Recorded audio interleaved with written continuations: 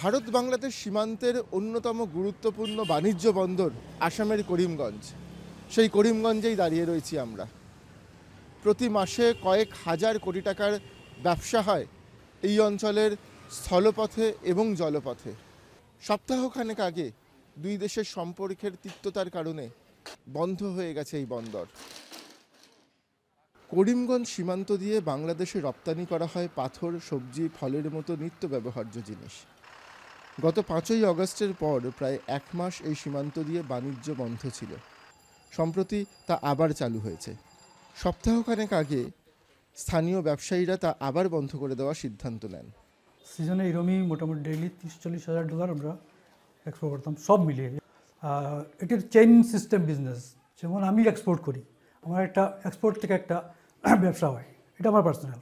কিন্তু এটার সঙ্গে যুক্ত আছে দেখুন ড্রাইভার আছে, হ্যান্ডিম্যান আছে, লেবার আছে, বিভিন্ন বন্ধ হলে তো সব চেইনটাই বন্ধ হয়ে যায়, ম্যাক্সিমাম ক্ষতি হচ্ছে আমাদের। কিন্তু আমরা নিরুপায় অর্থে বাংলাদেশের যে পরিস্থিতি বর্তমান, এটা আমাদের একটু সেন্টিমেন্টের ব্যাপার, যার জন্য আমরা আপাতত এটা বন্ধ রেখেছি। এটা কোনো গভর্নমেন্ট ইস্যু না, এটা আমাদের লোকাল ইস্যু। এটা আমরা ভাবছি যে স্বাভাবিক হবে, আমরা নেক্সট শুরু করে দেব।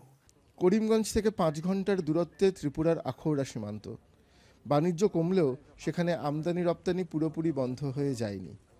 আখৌরা সীমান্তের বাণিজ্য অফিসার প্রসেনজিৎ বণিক ডিডব্লিউকে জানিয়েছেন, অগাস্টের আগে এই সীমান্ত দিয়ে প্রতিদিন 700 থেকে 800 ট্রাক যাতায়াত করত।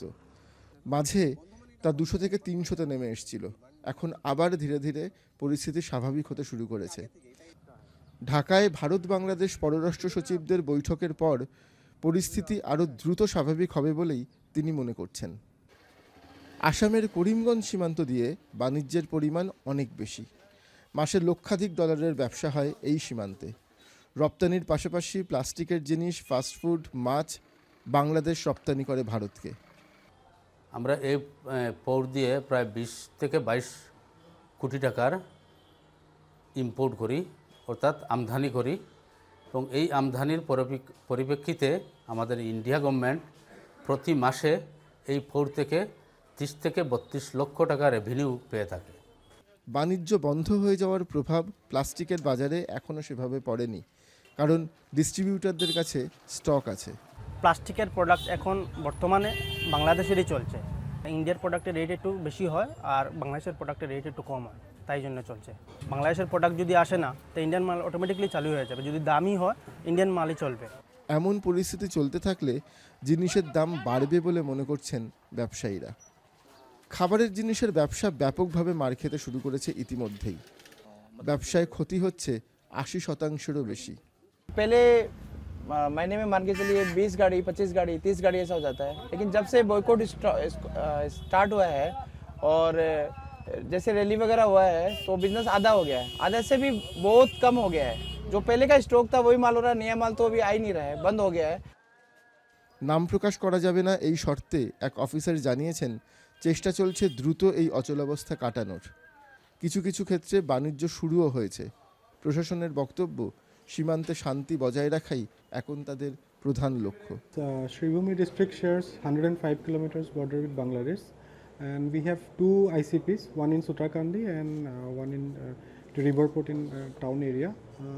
Right now the border is absolutely secure, and police along with the border security force, we are doing joint patrolling, and as far as law and order situation is concerned, it is peaceful here. Actually people here are very cooperative, so they are a little bit upset about the situation in Bangladesh. গত 9 তারিখ ভারতের পররাষ্ট্র সচিব বাংলাদেশে গেছিলেন। দুই দেশের সচিব পর্যায়ের আলোচনা হয়েছে সেখানে। সেই বৈঠকে বাণিজ্য বন্ধ হয়ে যাওয়ার বিষয়টিও আলোচনায় উঠে এসেছে বলে জানতে পেরেছি আমরা।